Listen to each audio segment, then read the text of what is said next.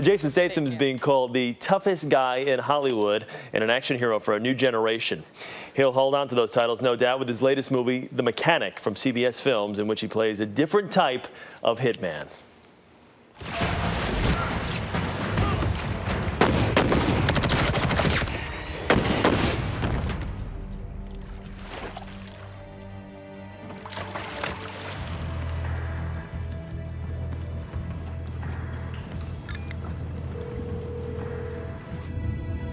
Well, not so good for your side. those were my two best teams. I guess I'll have to send more. Save the fuel. Coming for you. And Jason Statham is with us this morning. Good morning. Good to have you here. So obviously this is a romantic comedy. In some ways. Were you a fan of the original? I mean, Charles Bronson back in 1972? I've been a Bronson fan for many years, and in fact, most of the movies from the 70s. So when the opportunity came, it's ironic that it was the same script that was actually the shooting script from the original that I signed on to do. You just never know how things sort of transpire, but in the end, you know, they have to kind of modernize it and give it a modern sort of a turn for the today's audiences. Yeah. Now, the producers said they could not even imagine doing this movie without you leading the way, you starring in this thing. That had to be pretty flattering to know that basically you were the target. It's very flattering, yeah. Erwin Winkler's a very significant producer. He's done some brilliant films, and that to come from him is a nice thing, sure, yeah.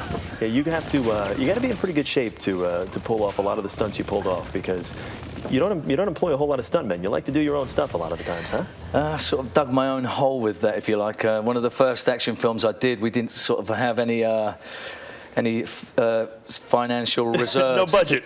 To do any green screen or any sort of enhancement to any of the stunts. So you had, I ended up doing all my own stunts, and so now it's an expectation, and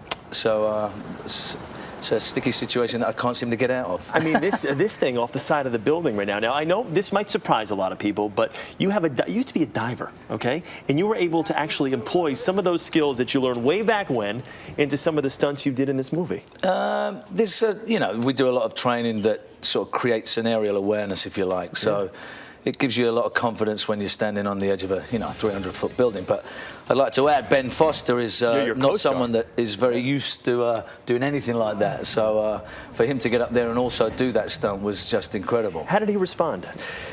You know what? He's a real. I mean, I want you to be honest with me. He's a tough actor, and he's a brilliant actor, to say the least. But for someone who throws himself in a situation that he's not very keen on heights at the best of times, it's something to admire. Yeah, that wouldn't have been too good. Again, it's a very physical. It's one of those types of movies where you can see you could probably beat yourself up pretty good. You say the best way to stay in shape is. The best way to stay in shape is. Yeah, I mean, you're looking for a tip. You're talking about the prison workout. It sounded a little extreme to me, so I was wondering, what do you do to maintain the physical shape so you don't get hurt out there? I think there's a lot of things you can do. If diet and exercise are the two contributing factors to staying in shape, and as long as you employ those, you'll be all right. You're on the cover of Men's Journal, the toughest guy in Hollywood, his wild life and his shady past. Remember, this is morning television here, but how shady a past was it? Don't read the article.